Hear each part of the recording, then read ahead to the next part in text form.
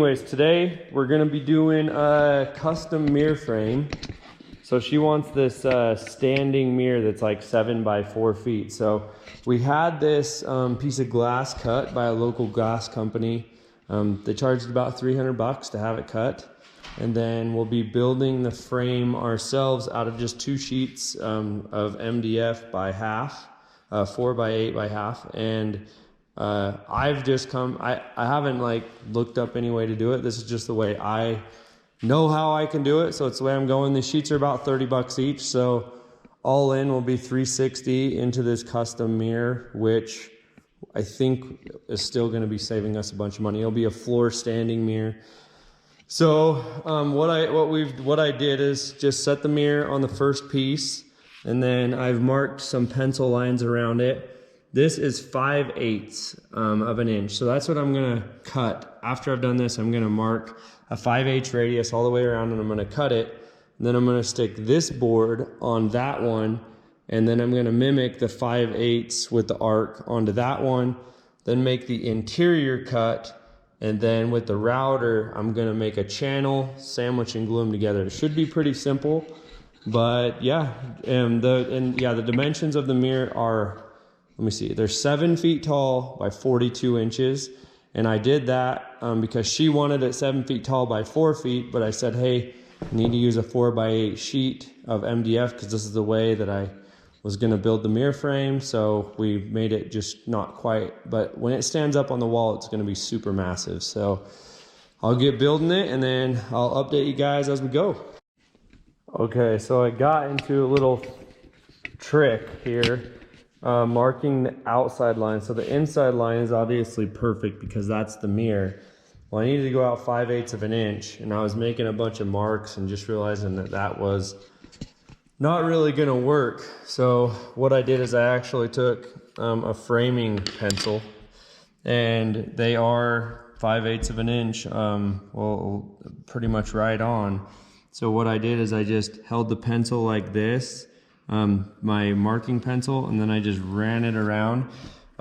It's not perfect. You can see there's little imperfections, but what I'll do is I'll run my saw on the outside of that with leaving a little bit, and then I'll sand it down to make it smooth, block it out so that it's a perfect radius. And then obviously marking the next piece will be easier because I'll already have this to then mark that. So, but this is the size of the frame. She wanted a super little frame, which did make it a little bit more complicated, but I think we got it figured out.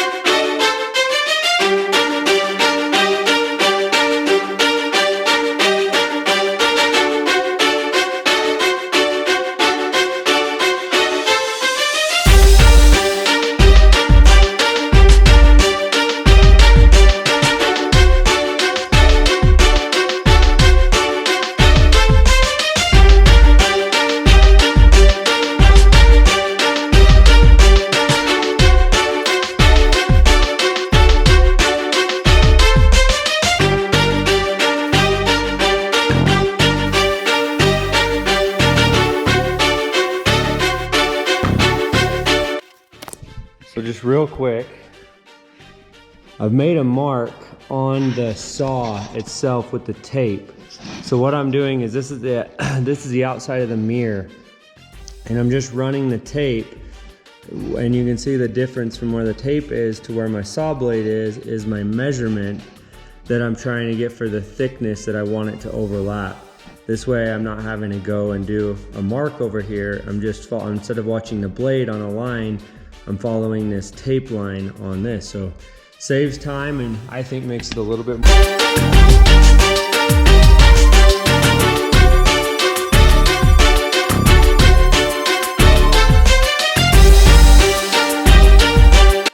What are you doing? What are you doing? Dad. Okay, the whole family is joining on the make the mirror adventure. Except for him, he's going to hide. So what we're doing now is this piece for the frame is all is all cut out for the inside. And then this right here is the measurement of the mirror for the mirror to be encapsulated in as the frame. So the mirror's thickness is 1/4 inch. And what I've done is I've set the router to 1/4 inch. So now what I'll do is I'll take the router and cut to the pencil line all the way around to create the pocket for the mirror to sit into.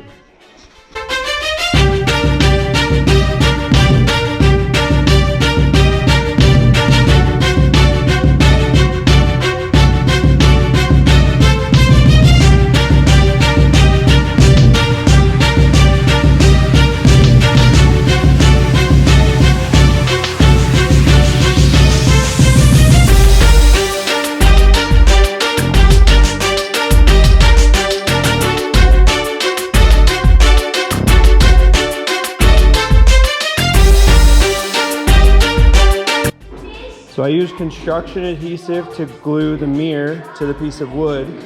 And now I've added a bead of wood glue, which it'll clamp together with the other piece of wood, and the channel that I routed in will lip over the top. Then after that dries, clamps and dries, we'll end up, I'll come in with the flush cut bit with the router and cut it off so that the edges line up. So you'll see that all come together.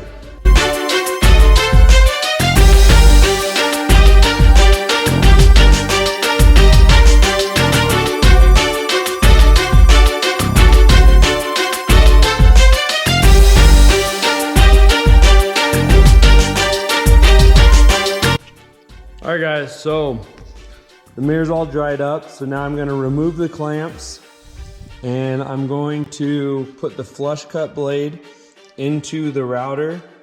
And then I am going to go along the entire exterior and match this board up to the underneath board.